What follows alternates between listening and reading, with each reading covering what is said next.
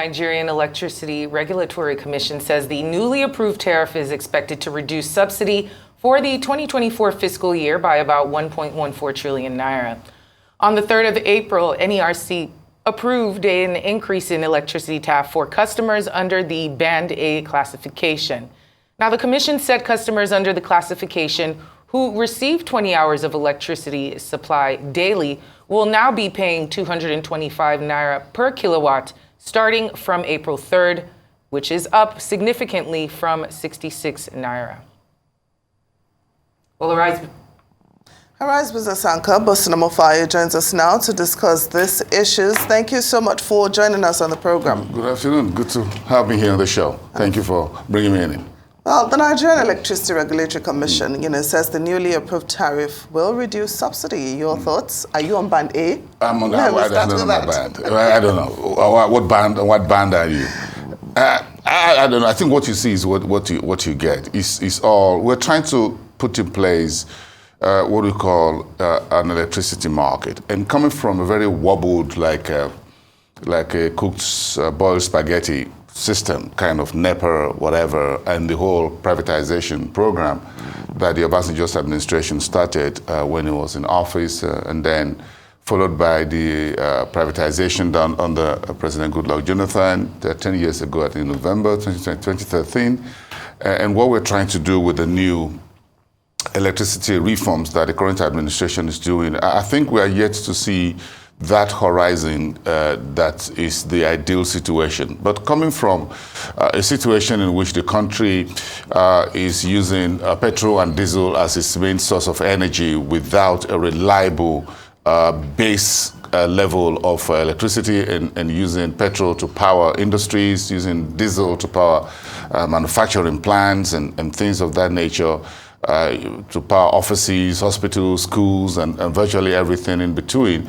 You can see why we need to have some level of change in that sector. So I'm game that we have what you call an investment and business conversation around the energy sector, rather than just discuss this from a point of how much we're paying, this which is also important.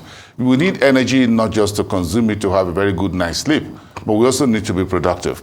So to have productivity, raise our level of productivity as a people, raise our GDP per capita and whatever, we need stable electricity, we need improved electricity, and we need to also work on the number of sources of electricity that we generate in the country, not just leaning only more on gas and hydro, but we also need to lean very quickly on other forms of energy, such as biofuels, as well as solar, and if we have wind, that will also be good.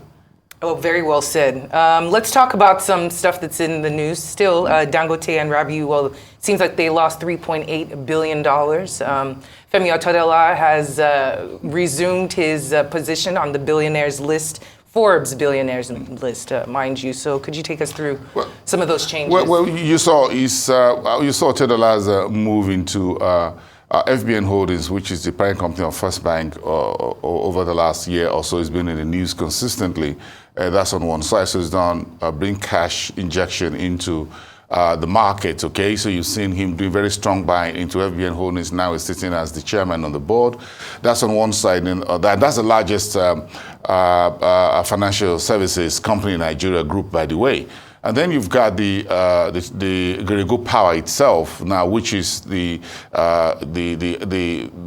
real cash cow as far as is concerned. He owns a chunk of the shareholdings personally and through other sources. He's and his companies. So he's put a whole lot into that particular Geregu Power. Right now, Geregu Power has done very well on the stock exchange. The stock market so far this year has done roughly 40%. If you look at last year as well, if you look at the power company, when it was this power company was listed in October last year, so it's got a free ride for 1 year till October of last year, and now you've got another competitor listed just some weeks ago on the market. But right now, he's been able to leverage Geregu Power as a listed company from a share price of just about 100 or thereabout to about 1,000 naira per share on the market. So this, of course, will definitely increase his ranking on the billionaires list of a Forbes list. That is expected.